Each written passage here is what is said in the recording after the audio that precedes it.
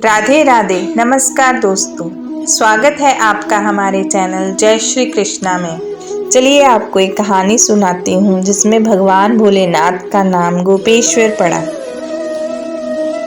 शिव से बड़ा कोई श्री विष्णु का भक्त नहीं और भगवान विष्णु से बड़ा कोई श्री शिव का भक्त नहीं है। इसलिए भगवान शिव सबसे बड़े वैष्णव और भगवान विष्णु सबसे बड़े शैव कहलाते हैं।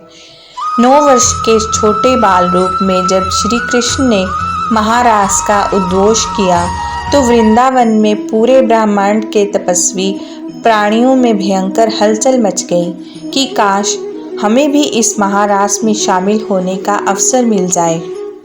दूर दूर से गोपियां, जो कि पूर्व जन्म में एक से बढ़कर एक ऋषि मुनि तपस्वी योगी भक्त थे, महारास में शामिल होने के लिए आतुरता से दौड़े आए।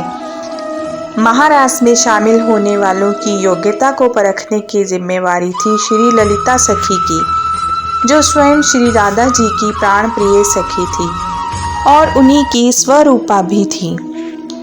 सदा एकांत में रहकर कठोर तपस्या करने वाले भगवान शिव को जब पता चला कि श्री कृष्ण महारास प्रारंभ करने जा रहे हैं तो वो भी अत्यंत प्रसन्न होकर तुरंत अपनी तपस्या छोड़ पहुँचे श्री वृंदावन धाम और बड़े आराम से सभी गोपियों के साथ रास स्थल में प्रवेश करने लगे। पर द्वार पर ही उन्हें श्री ललिता सखी ने रोक दिया और बोली कि हे महाप्रभु, रास में सम्मिलित होने के लिए स्त्री तत्व आवश्यक है। भोलेनाथ ने तुरंत कहा कि ठीक है, तो हमें स्त्री बना दो। ललिता सखी ने भोलेनाथ का गोपी वेश में श्रृंगार किया और उनके कान में श्री राधा कृष्ण के युगल मंत्र की दीक्षा दी। चूंकि भोलेनाथ के सिर की जटा और दाढ़ी मूछ बड़ी बड़ी थी, इसलिए ललिता सखी ने उनके सिर पर बड़ा सा घूंघट डाल दिया, जिससे किसी को उनकी दाढ़ी मूछ दिखाई ना दे।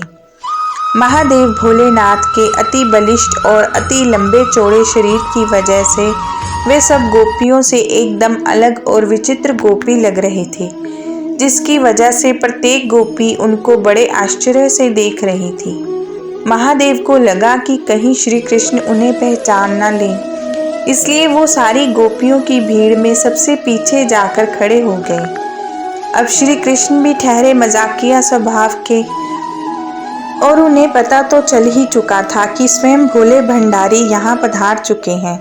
तब उन्होंने विनोद लेने के लिए कहा कि महाराज सबसे पीछे से शुरू किया जाएगा।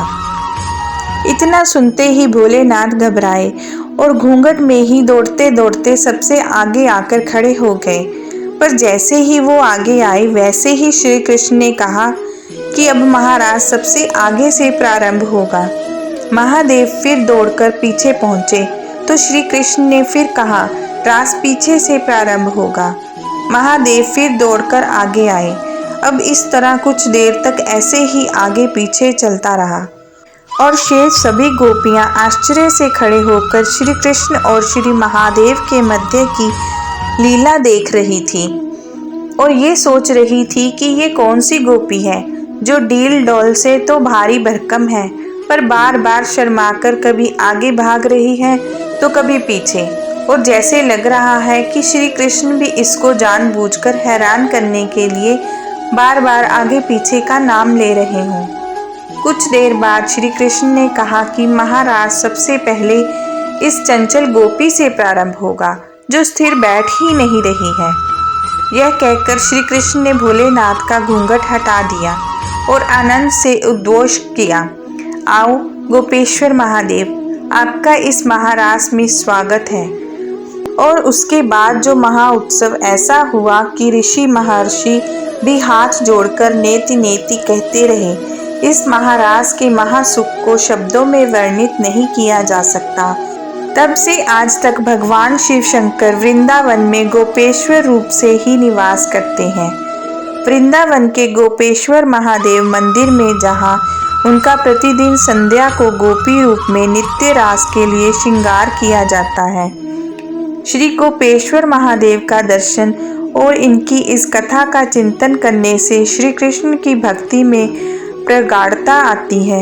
और इस कलयुग में भक्ति ही वो सबसे सुलभ तरीका है जो इस लोक के साथ परलोक में भी सुख प्रदान करता है। जय श्री गोपेश्वर महादेव। राधे राधे। धन्यवाद।